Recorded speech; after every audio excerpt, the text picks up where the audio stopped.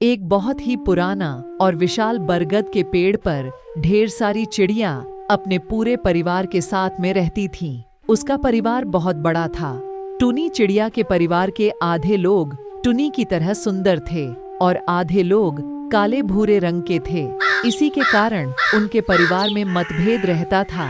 जिस ग्रुप में सुंदर चिड़ियां थीं, वह लोग काले भूरे चिड़ियों का हमेशा मजाक उड़ाया करते थे।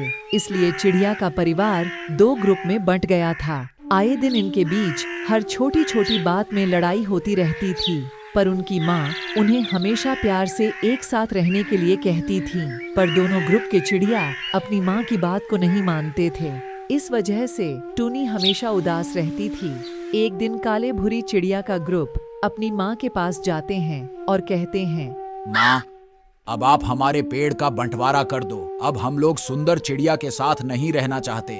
इतने में ही सुंदर चिड़िया का ग्रुप भी वहां पहुंच जाता है और वह भी पेड़ का बंटवारा करने की बात कहते हैं। इस बात से माँ को बहुत दुख होता है। फिर भी माँ बोलती है, ठीक है, आज रात को सभी सो जाओ, कल सुबह बात करते हैं। सभी माँ की इस बात से सहमत हो जाते हैं और सभी सोने चले जाते हैं। जब सभी चिड़िया सो रही होती हैं, तभी आधी रात को वहाँ एक अजगर सांप आता है। माँ बंटवारे वाली बात से बहुत दुखी थी, इसलिए उसे नींद नहीं आ रही थी। वह कुछ सोचते हुए डाल पर बैठी हुई होती है। तभी उसे सूखे पत्तों की आवाज आती है और वह अपने घर से बाहर देखती है। टुनी चिड़िया घर से बाहर पेड़ पर लिपटे हुए सांप को देखकर बहुत घबरा जाती है और अपने सभी बच्चों को उठाकर उन्हें सांप के बारे में बताती है।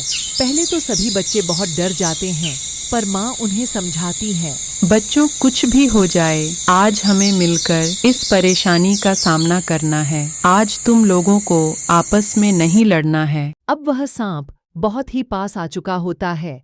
तभी माँ के कहने पर सारे बच्चे एक साथ सांप के ऊपर हमला बोल देते हैं। सभी बच्चे सांप को अपनी चोंच और पंजे से नोचने लगते हैं। सांप ने इस हमले के बारे में कभी भी नहीं सोचा होता है और घबराकर वहां से भाग जाता है। सभी चिड़ियां बहुत खुश हो जाते हैं और एक दूसरे को गले लगाते हैं। यह देखकर माँ भी बहुत खुश हो जाती है। देखा बच्चों, आपने कैसे चिड़िया के छोटे छोटे बच्चों ने एक साथ मिलकर एक बड़े से सांप को भगा दिया। ठीक ऐसे ही अगर हम भी अपने भाई बहन मम्मी पापा के साथ में मिलकर रहेंगे तो कोई भी हमारा कुछ नहीं बिगाड़ सकता है। इसे ही कहते हैं एकता की शक्ति। एकता में बल है।